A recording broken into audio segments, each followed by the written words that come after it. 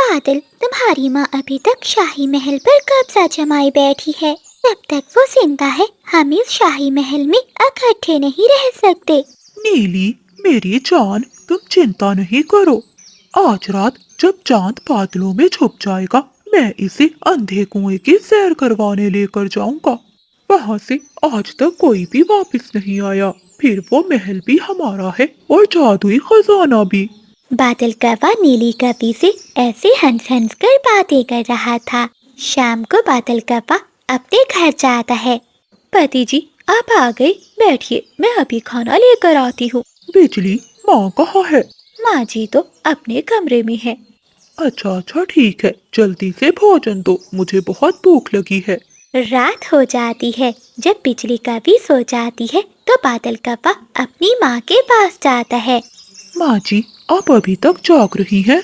हाँ बेटा, क्या करूँ, बूढ़ी हो गई हूँ, नींद नहीं आ रही थी। चलिए माँ जी, आज मैं आपको सैर पर लेकर जाता हूँ, फिर देखिएगा आपको कितनी अच्छी नींद आएगी। रात के अंधेरे में बादल कौवा अपनी माँ को लेकर कुएं के पास जाता है। बेटा बादल, ये तुम मुझे कहाँ ले आए हो? यहाँ तो बहुत अंधेरा है।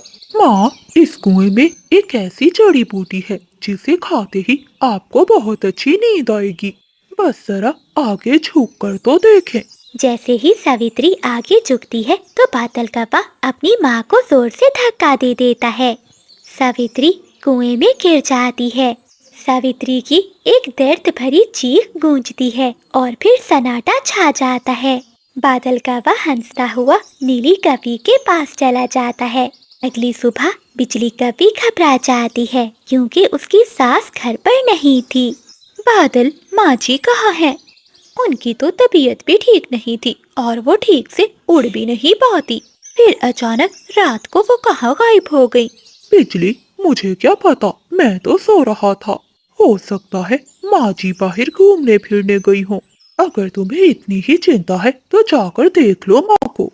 जरूर दाल में कुछ काला है। बादल को तो अपनी माँ की जरा भी चिंता नहीं। मैं ही जाकर देखती हूँ। ऐसा सोचते हुए बिजली कवि अपने घर से निकलती है और वो रोती हुई कोमल चिड़िया के पास जाती है। कोमल चिड़िया अपने पति बंटी के साथ बैठी थी। कोमल बहन, माँ जी नहीं मिल रही। मुझे तो बादल पर शक है, उसी ने कुछ किया है माँ जी के साथ।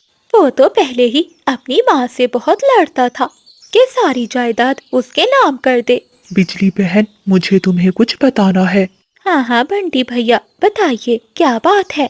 मैं जब कल दूसरे जंगल से आ रहा था तो रास्ते में नदी के किनारे बादल कव्वे को नीली कवि के साथ देखा। वो पंखों में पंख डाले हंस हंस कर बातें कर रहे थे। हाय हाय, मुझे तो पहले ही बादल पे शक था कि वो जरूर किसी दूसरी कवि के चक्कर में है। तभी तो कभी मुझसे प्यार से बात नहीं की। बिजली बहन, चुप कर जाइए, चलिए माँ जी को ढूंढते हैं। हो ना हो ये उस लालची नीली कवि और बादल की कोई साजिश होगी। फिर बिजली कवि, बंटी चिड़ा और कोमल चिड़िया वहाँ से निकलते हैं। रास्ते में उन्हें कबूतर मिलता है। कबूतर भैया, क्या तुमने मेरी माँ जी को देखा है कहीं? नहीं नहीं, मैंने तुम्हारी माँ जी को कहीं नहीं देखा। कबूतर भैया, माँ जी रात से गायब है और वो अभी तक घर नहीं लौट कर आई। कवि बहन, शांत हो जाओ। तोता रात को घूम रहा था जंगल में, हो सकता है उसे कुछ मालूम हो। चलो उसी के पास चलकर पूछते हैं। फिर वो सभी पक्षी तोते के पास जाते हैं। तोते भैया, क्या आपने बिजली की सासू माँ को देखा है कहीं? हाँ हाँ, देखा था रात को मैंने। वो बादल कव्वे के साथ पुराने कुएं की ओर जा रही थी। बादल के साथ? मेरा शक सही निकला, ये सब किया कराया उस बादल का ही है। कैसा बेटा है जो अपनी माँ की जान का दुश्मन है। फिर वो सभी पक्षी वहाँ से पुराने कुएं की ओर जाते हैं। बिजली झांक कर कुएं में देखती है तो सावित्री कुएं में बेहोश थी। चिड़िया बहन, माँ जी अंदर है। फिर सभी पक्षी मिलकर लंबी लंबी बेलों की मदद से सावित्री को बाहर निकालते हैं। सावित्री जिंदा तो थी मगर उसकी एक टांग टूट चुकी थी और वो बोल भी नहीं पा रही थी। अपनी सास की ये हालत देखकर बिजली कवि को बादल कव्वे पर बहुत गुस्सा आता है। कोमल बहन, तुम माँ जी को अपने साथ अपने घर में ले जाओ और उनका ख्याल रखो। हम अभी इस काबिल नहीं है कि बादल और उस नीली कवि का सामना कर सकें। मैं नीले पहाड़ पर जा रही हूँ अपनी दादी से जादू सीखने। जब तक मैं वापस ना आऊँ तो बादल को पता नहीं चलना चाहिए कि माँ जी जिंदा है। ऐसा कहते हुए बिजली कवि नीले पहाड़ की गार में चली जाती है और बाकी सब पक्षी बूढ़ी माँ जी को लेकर अपने साथ चले जाते हैं। बिजली कवि गार में जाकर अपनी दादी से जादू मंत्र सीखती है। आग के शोले बुलंद हुए और बिजली के परों का रंग काला नहीं बल्कि नीला चमकदार हो गया। कुछ ही दिनों में बिजली कवि अपनी दादी से जादू सीख जाती है। वो वापस आती है और तोते से कहती है, तोते भैया, ये सोने की तरह चमकता हुआ पत्थर जाकर बादल को दे दो। ऐसा कहते हुए बिजली कवि तोते के कान में कुछ कहती है। तोता वो पत्थर लेकर बादल कवि के पास जाता है। बादल कवा अपने घर में नीली कवि के साथ बैठा हुआ था। ये देखो बादल, गजब हो गया। मुझे तो यकीन नहीं हो रहा कि तुम्हारी माँ ने मुझे सच बताया था। क्या बताया था मेरी माँ ने तुम्हें? तुम्हारी माँ ने मुझे बताया था कि कुएं के पास वाले पेड़ में इनका पुश्तैनिक खजाना छुपा हुआ है। ये देखो, ये मैं सोने का पत्थर वहीं से लाया हूँ। ये देखकर वो दोनों दंग रह जाते हैं। ये देखकर नीली कवि की आंखों में लालच आ जाता है और वो बादल कवि से कहती है, चलो बादल, वो सारा खजाना हमारा है, अभी जाकर ले लेते हैं। ये कहते ही वो दोनों वहाँ से उड़ जाते हैं। जैसे ही वो उस पेड़ की खोखर में जाते हैं तो अचानक बाहर से खोखर बंद हो जाती है। अरे बादल, ये क्या हो रहा है? मुझे तो तुम्हारी माँ की आवाज सुनाई दे रही है। तभी सावित्री वहाँ आती है। बादल, मेरे बेटी, मेरे पास आओ, कुएं में बहुत ठंड है। अपनी माँ को देखकर बादल कौवा चीखने लगता है। नहीं नहीं माँ, मुझे माफ कर दो। ये सब इस नीली कवि का किया धरा है। इसी ने कहा था कि तुम्हें मारने से हमें खजाना मिलेगा। तभी बिजली कवि वहाँ आती है। बादल, तुमने अपनी माँ को मारने की कोशिश की। अब मैं तुम्हें ऐसा मजा सिखाऊंगी कि तुम हमेशा याद रखोगे। ऐसा कहते हुए बिजली कवि अपनी जादुई छड़ी घुमाती है और नीली कवि को एक चमगादड़ में बदल देती है। नीली, तुम्हारी यही सजा है। अब तुम एक चमगादड़ बनकर ही रहोगी। और बादल कवि को एक ऐसी सजा देती है जो मौत से भी बदतर थी। बादल, तुमने अपनी माँ के साथ बहुत बुरा किया। आज से तुम एक ऐसे काफे हो जो कभी काई काई नहीं कर सकेगा। जब भी तुम बोलोगे तो तुम्हारी चोंच से गधे की आवाज निकलेगी। नहीं बिजली, माफ कर दो मुझे। फिर बिजली कवि अपना जादू कवि पर करती है और अपनी सास को लेकर वहाँ से चली जाती है। तिलकवा अब जंगल के जिस कोने में जाकर भी बैठता, जब भी वो बोलने की कोशिश करता तो गधे की आवाज सुनकर परिंदे इसे पत्थर मारकर भगा देते और नीली कवि अंधेरी गारों में छुपी रहती है।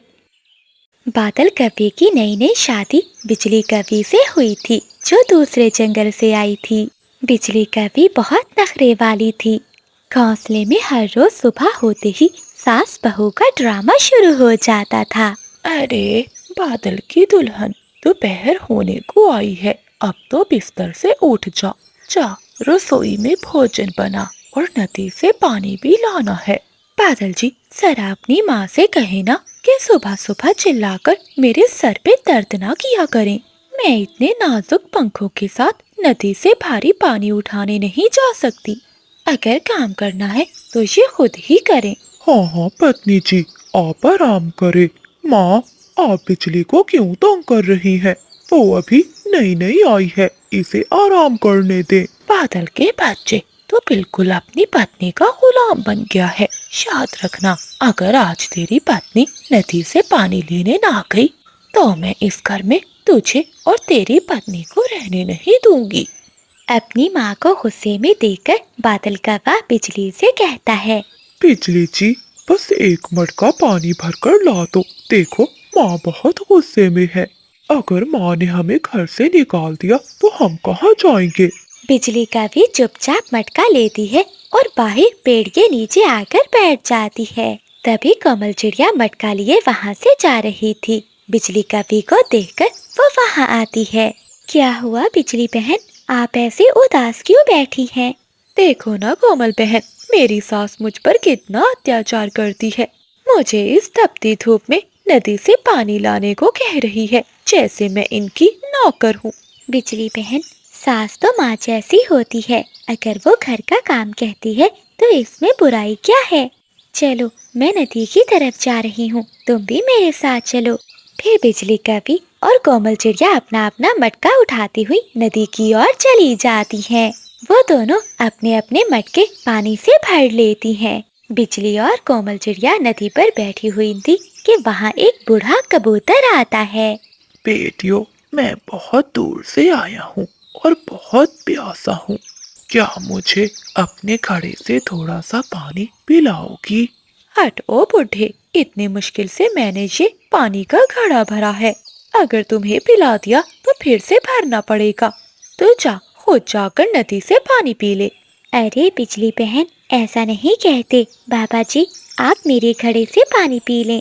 बूढ़ा कबूतर पानी पीता है और इसकी आंखें चमकने लगती हैं। बिजली कवि की बदतमीजी और कोमल चिड़िया की नेकी देखकर बूढ़ा कबूतर कवि को सबक सिखाने का फैसला करता है।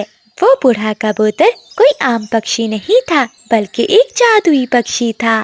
वो चिड़िया के मटके को छूता है और मटका चमकने लगता है।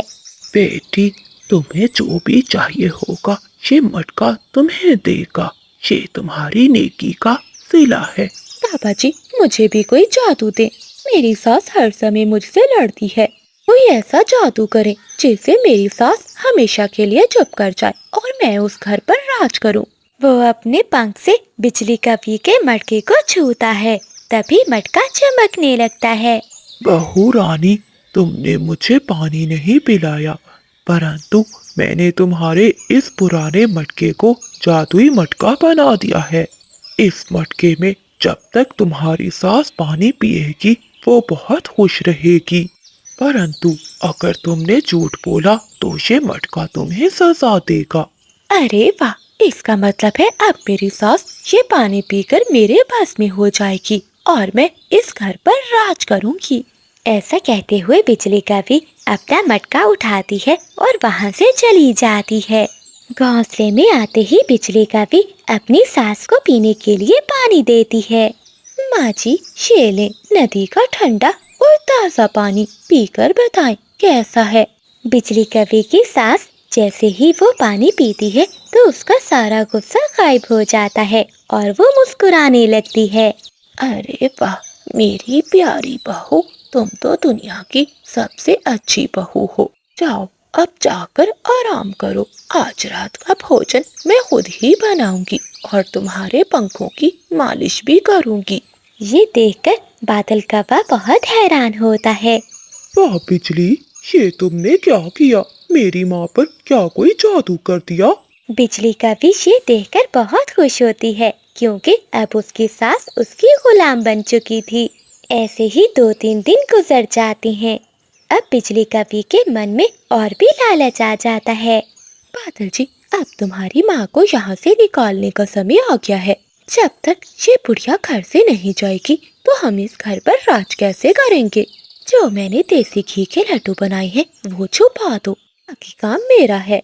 अपनी पत्नी की बात मानकर बादल कौवा अपनी माँ के बनाए हुए लड्डू छुपा देता है। शाम होते ही बिजली कवि घर में शोर मचा देती है। शोर सुनकर सभी पक्षी भी वहाँ आ जाते हैं। क्या हुआ बिजली, तुम ऐसे शोर क्यों मचा रही हो? देखो ना चिड़िया बहन, कितनी मेहनत से मैंने वो लड्डू बनाए थे, परंतु माँ जी सारे खा गई। अब ये बुढ़िया चोरी करने लगी है, मैं इसे इस घर में नहीं रहने दूंगी। हाँ हाँ, बिजली ठीक कह रही है। माँ जी को अब यहाँ से जाना ही होगा। बिजली कवि जैसे ही झूठ बोलती है तो खुद ब खुद मटका हवा में उड़ने लगता है और बिजली कवि के सर के ऊपर आकर उल्टा हो जाता है और पानी बिजली कवि के ऊपर गिरने लगता है। बादल जी, ये घड़ा मेरे सर पर क्यों उड़ रहा है? बचाओ बादल जी। अरे ये सब क्या हो रहा है? ये मटका ऐसा क्यों कर रहा है? चिड़िया बहन, इस मटके से कहो मुझे माफ कर दे। अगर पानी ऐसे ही गिरता रहा तो मैं मर जाऊंगी। लगता है बिजली बहन आपको अपनी गलती का एहसास हो गया है। मटके जी, बिजली को माफ कर दो, इसे अपनी गलती का अंदाजा हो गया है। चिड़िया की बात सुनते ही वो मटका वापस नीचे आ जाता है। बिजली कभी पूरी भीग चुकी थी और ठंड से कांप रही थी। माँ जी, मुझे माफ कर दे। नदी पर बूढ़े कबूतर ने कहा था, अगर मैंने आपसे झूठ बोला तो ये मटका मुझे सजा देगा। मैंने आप पर लड्डू चोरी का झूठा इल्जाम लगाया, मुझे माफ कर दे। अब मैं कभी भी बुरे काम नहीं करूँगी और आपकी अच्छी बहू बनकर रहूँगी। अरे मेरी बच्ची, कोई बात नहीं, सास भी माँ जैसी होती है। ऐसा कहते हुए बिजली कवि की सास बिजली को गले से लगा लेती है।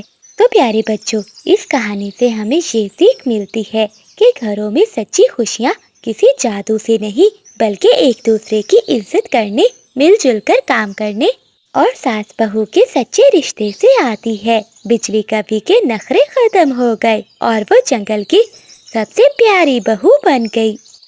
जंगल में कोमल चिड़िया और बंटी कबूतर की दोस्ती की मिसाल दी जाती थी।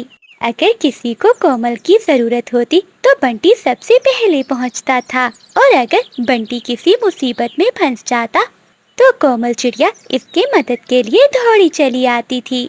मीना, बबलू, बबली कबूतरी, चीकू तोता और चिंकी तोती भी अक्सर इनके साथ ही अपना समय बिताते थे। परंतु जंगल में कुछ ऐसे पक्षी भी थे जिन्हें ये दोस्ती बिल्कुल पसंद नहीं थी। वो थे बादल कौवा, बिजली कवि और उनका बेटा जुगनू।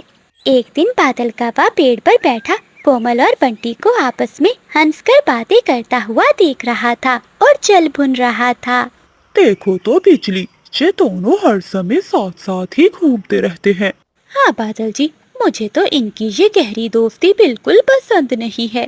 तो फिर मम्मा, क्यों ना कोई चाल चलकर इन दोनों की दोस्ती हमेशा के लिए तोड़वा दी जाए। बेटे की बात सुनकर बादल कौवा हंसने लगता है। वाह जुगनू, ये तो मैं भी कब से सोच रहा था। अब देखो मैं क्या करता हूँ। अगली सुबह हो जाती है। बंटी कबूतर अपने घर के बाहर अकेला बैठा था। तभी बादल कौवा बहुत उदास चेहरा बनाकर वहाँ पहुँच जाता है। बंटी भाई नमस्ते, मुझे तुमसे एक बहुत जरूरी बात करनी है। कहो बादल भाई, क्या बात है? तुम इतने चिंतित क्यों लग रहे हो? बंटी, मुझे तो ये बात तुम्हें बतानी भी नहीं चाहिए क्योंकि इससे तुम्हारा दिल दुखेगा। बादल, आखिर ऐसी क्या बात है? साफ साफ बताओ। अच्छा, अगर तुम कह ही रहे हो तो बता देता हूँ। कल मैं जंगल के दूसरी तरफ गया था। वहाँ मैंने कोमल चिड़िया को कहते सुना था कि बंटी कबूतर तो बहुत भोला है। मैं इससे जो भी कहती हूँ वो चुपचाप मेरी बात मान जाता है। बादल कौवे की ये बात सुनकर बंटी कबूतर चौंक जाता है। नहीं बादल, कोमल मेरी सच्ची दोस्त है। वो मेरे बारे में ऐसा कभी नहीं कह सकती। भाई, मैं तुमसे भला झूठ क्यों बोलूँगा? मैंने जो सुना था तुम्हें बता दिया। ये कहकर बादल कौवा वहाँ से चला जाता है और बंटी कबूतर गहरी सोच में पड़ जाता है। दूसरी ओर बिजली कवि कोमल चिड़िया के पास जाती है।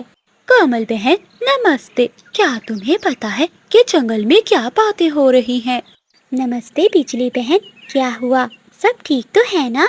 चिड़िया बहन, बंटी कबूतर सबसे कह रहा था कि वो हमेशा तुम्हारी मदद करता है, लेकिन तुम इतनी मकरूर हो कि कभी उसका एहसान ही नहीं मानती। क्या बंटी भाई ने मेरे बारे में ऐसा कहा है? हाँ कोमल बहन, मैंने खुद अपने कानों से सब सुना है, तभी तुम्हें बताने आई हूँ। कोमल चिड़िया को भी बिजली कवि की बात पर विश्वास नहीं होता, लेकिन बिजली कवि की बातों की वजह से इसके मन में भी थोड़ा सा संदेह आ गया था। इस दिन शाम को जब बंटी और कोमल नदी के पास आमने सामने आती हैं, तो दोनों पहले की तरह खुश नहीं थे और दोनों के दिलों में वो झूठी बातें खटक रही थी। नमस्ते कोमल। नमस्ते बंटी भैया। वो दोनों बस इतनी सी बात करते हैं और उदास होकर अपने अपने रास्तों पर चले जाते हैं। चिड़िया की बेटी मीना ने पेड़ के पीछे ये सब देख लिया था। मम्मा, आप और बंटी अंकल आज इतने उदास क्यों लग रहे थे? क्या कोई झगड़ा हुआ है? कुछ नहीं हुआ मीना, बस ऐसे ही, मूड ठीक नहीं था, तुम जाकर खेलो। उधर दूसरी तरफ बबली कबूतरी भी बंटी कबूतर को परेशान देखकर यही सवाल पूछती है। क्या बात है जी, आज आप कोमल बहन से बिना बात किए ही वापस आ गए? कुछ नहीं बबली, अब पहले जैसे हालात नहीं रहे, सब बदल गया है। दोनों के दिल में ही कबों की हुई बातें घूम रही थीं। धीरे धीरे कई दिन बीत जाते हैं। अब कोमल और बंटी पहले की तरह कभी साथ नहीं दिखाई देते थे। ये देखकर बिजली और बादल, जुगनू सब बहुत खुश थे। बाबा, देखा हमारी योजना कितने अच्छे से काम कर गई। हाँ जुगनू बेटा, अब इनकी सच्ची दोस्ती हमेशा के लिए खत्म हो गई है। परंतु इन कबों को ये नहीं मालूम था कि सच्ची दोस्ती इतनी आसानी से नहीं टूटती।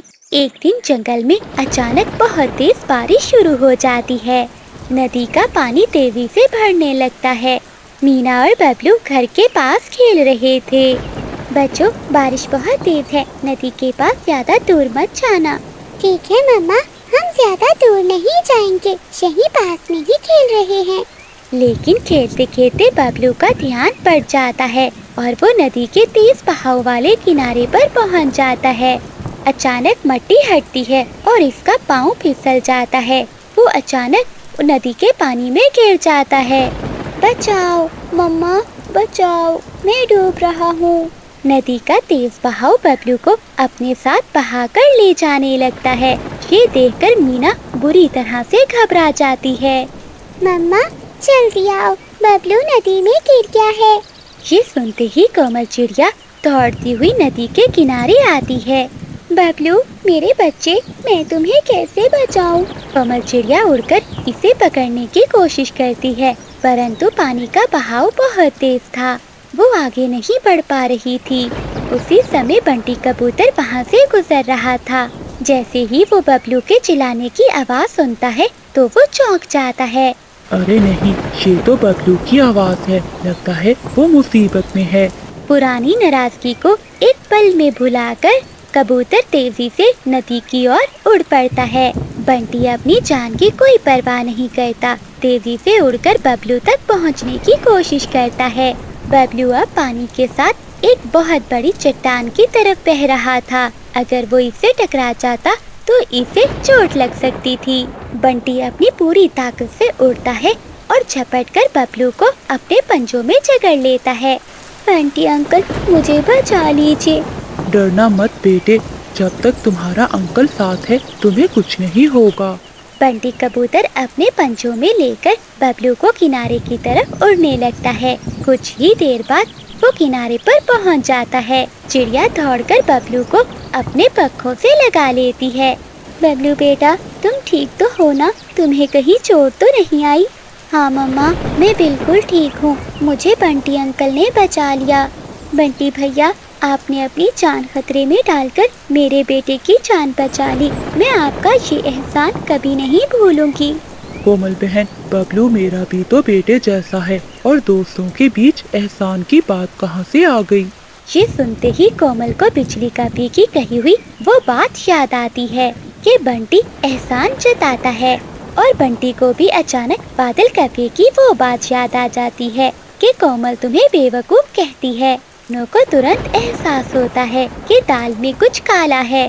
बंटी भैया, सच बताइए, क्या आपने सच में किसी से कहा था कि मैं आपका एहसान नहीं मानती?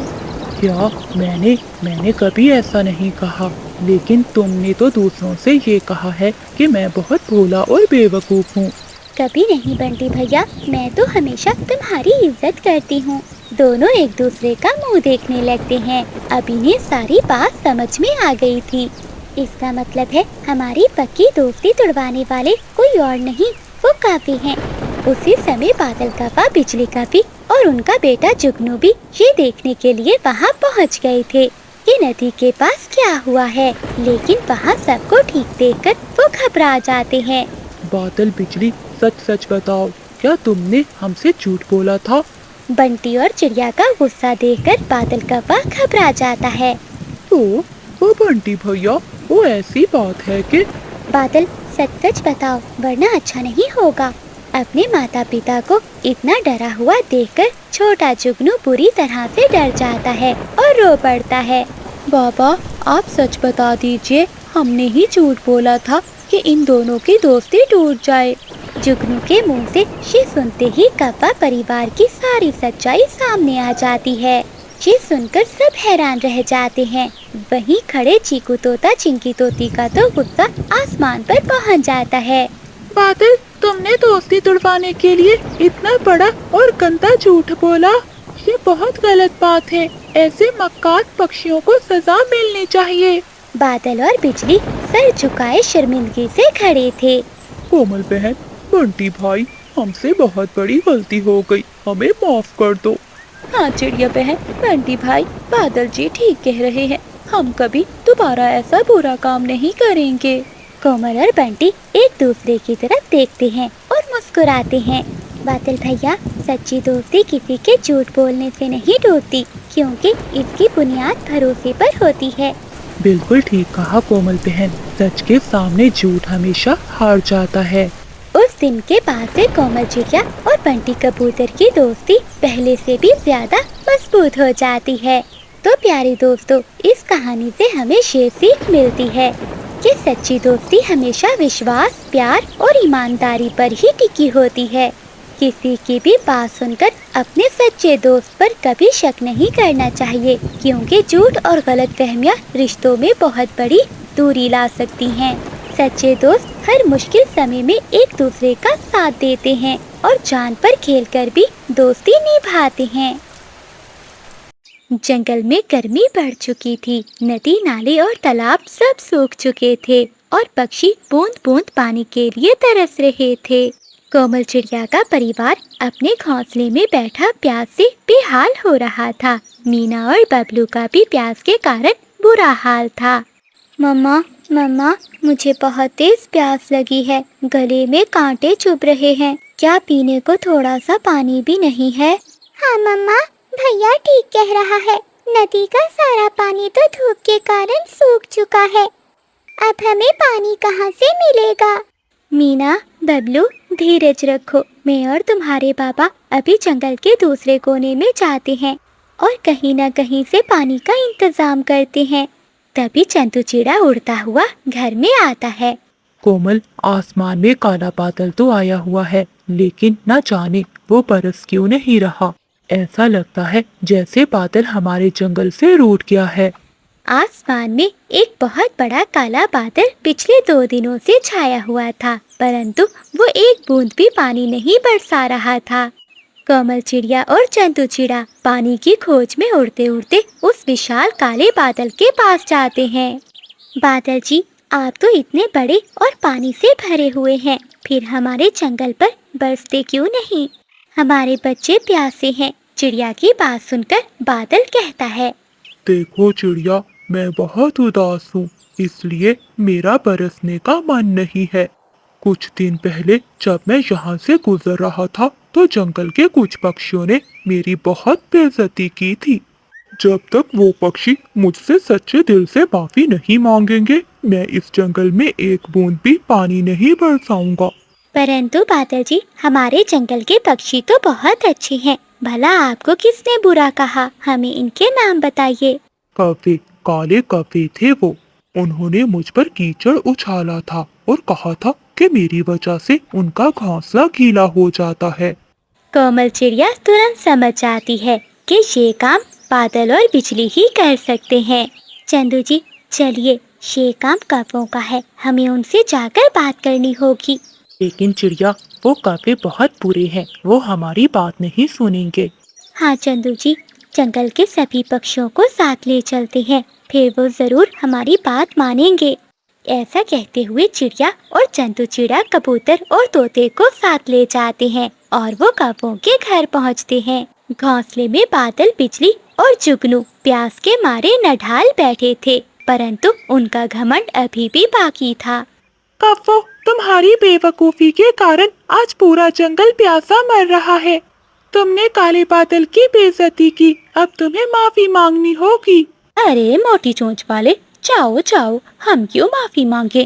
बादल कोई हमारे जंगल का राजा नहीं है।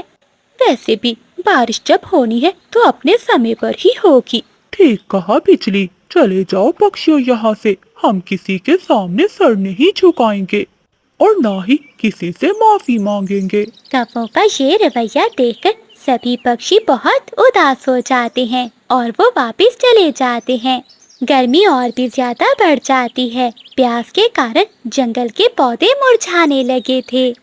अगली सुबह तक हालत इतनी खराब हो गई थी कि बादल कौवे का बेटा जुगनू प्यास की वजह से बेहोश होकर जमीन पर गिर पड़ता है। ये देखकर बिजली और बादल रोने लगते हैं। जुगनू, आंखें खोलो, क्या हुआ तुम्हें? बादल जी, कुछ करो, देखो मेरा बेटा प्यास के कारण बेहोश हो गया है। बिजली, मैं क्या करूं? मेरे पास पानी नहीं है। बचाओ, कोई मेरे बेटे को पानी दो। किसी के पास भी पानी की एक बूंद नहीं थी। तभी कोमल चिड़िया के पास थोड़ा सा नारियल में आखिरी पानी बचा था, जो उसने अपने बच्चों के लिए रखा हुआ था। जुगनू की हालत देखकर कोमल का दिल पिघल जाता है। वो तुरंत वो नारियल का पानी लेती है और बिजली कवि के पास जाती है। बिजली बहन, ये लो, पानी जुगनू को पिलाओ, इसकी जान बचाना सबसे ज्यादा जरूरी है। बिजली तुरंत वो पानी जुगनू के मुंह में डालती है। पानी पीते ही जुगनू ठीक हो जाता है। चिड़िया की ये दया देखकर कौवों का घमंड चूर चूर हो जाता है और वो शर्मिंदा हो जाते हैं। कोमल बहन, तुम इतनी अच्छी हो कि हमारे बुरे बर्ताव के बाद भी तुमने अपने बच्चों का पानी मेरे बेटे को दे दिया। हम अपने किए पर बहुत शर्मिंदा है। चिड़िया बहन, बादल जी ठीक कह रहे हैं। हमने अपने स्वार्थ और गुस्से में बादल जी का अपमान किया था। ये इसी का परिणाम है। आज पूरा जंगल भुगत रहा है। बादल भाई, बिजली बहन, अब भी समय है। आसमान की तरफ देखो और सच्चे दिल से अपनी गलती की माफी मांगो। जरूर वो बादल तुम्हें माफ कर देगा। बिजली और बादल आसमान की तरफ देखते हैं और अपनी गलती की माफी मांगते हैं। ए बादल जी, हमें माफ कर दो। हमने आपकी शक्ति का मजाक उड़ाया था। हमारी गलती के कारण मासूम पक्षियों को सजा मत दो। हाँ, मुझे भी माफ कर दो। आज से हम किसी पक्षी का अपमान नहीं करेंगे। कौवों की माफी सुनकर आसमान का काला बादल पिघल जाता है और उसका गुस्सा एकदम शांत हो जाता है। आसमान में ठंडी हवाएं चलने लगती हैं और तुरंत देखते ही देखते बारिश शुरू हो जाती है। बारिश की बूंदें गिरते ही जंगल के सभी पक्षी बहुत खुश हो जाते हैं। तो प्यारे दोस्तों, इस कहानी से हमें ये सीख मिलती है कि घमंड और बदतमीजी का परिणाम हमेशा नुकसानदायक होता है। हमें कुदरत की नेमतों का धन्यवाद करना चाहिए। मुसीबत के समय अपने दुश्मन की भी मदद करना सबसे बड़ा धर्म है, क्योंकि अच्छाई से बुरे पक्षी का दिल भी बदला जा सकता है। जंगल के एक सुंदर किनारे पर कोमल चिड़िया का एक बहुत ही सुंदर अंगूरों का बाग था। इस बाग में दूर दूर तक लंबी लंबी हरी बेलें फैली हुई थीं, जिन पर हर साल बहुत ही मीठे, रसीले और चमकदार अंगूर लगते थे। कोमल चिड़िया, चंदू चिड़ा और इनकी बेटी मीना और छोटा बबलू मिलकर रात दिन इस बाग की देखभाल करते थे। एक सुबह जब कोमल चिड़िया रोज की तरह मुस्कुराती हुई अपने बाग में पहुंचती है, तो वहां का नजारा देखकर उसका चेहरा उतर जाता है। वो चिंतित हो जाती है। बाग की बेलों के पत्ते मुरझाए हुए थे और जमीन की मिट्टी सूखी पड़ी थी। अरे, ये अचानक क्या हो गया? हमारे इतने सुंदर बागीचे की ये हालत कैसे हो गई? मम्मा, देखो ना, पानी ना मिलने की वजह से हमारे बागीचे के कुछ अंगूर तो अभी से सूखने और काले पड़ने लगे हैं। हाँ मम्मा, मीना दीदी ठीक कह रही हैं। अगर बारिश नहीं हुई या हमें पानी नहीं मिला तो हमारा पूरा बागीचा खराब हो जाएगा और फिर हमें खाने को मीठे अंगूर भी नहीं मिलेंगे। बबलू की बात सुनकर कोमल चिड़िया बहुत चिंतित हो जाती है। इधर पूरे जंगल में सूखा पड़ने लगा था। छोटे छोटे तालाब और नदियां सूख रही थीं और हरी घास पीली पड़ चुकी थी। जंगल के सभी पक्षी पानी की बूंद बूंद के लिए परेशान थे। इसी जंगल के दूसरे कोने में बादल कौवा, बिजली कवि रहते थे, जो कुछ दिन पहले ही उन्होंने अपने एक पुराने कुएं के पास नया घर बनाया था और खुशकिस्मती से उस कुएं में अभी भी काफी पानी बचा हुआ था। बादल जी, जरा देखो, पूरे जंगल के पक्षी प्यासे मर रहे हैं, परंतु हमारा कुआं अभी भी पानी से भरा हुआ है। हाँ बिजली, तुमने बिल्कुल ठीक कहा। पूरे जंगल में पानी की कमी है और पानी का एक एक कतरा हीरे जैसा कीमती हो चुका है। तो फिर बादल जी, हमें इस कठिन समय का पूरा फायदा उठाना चाहिए और दूसरे पक्षियों की मजबूरी का सौदा करना चाहिए। दोनों लालची कौवे ये सोचकर हंसने लगते हैं।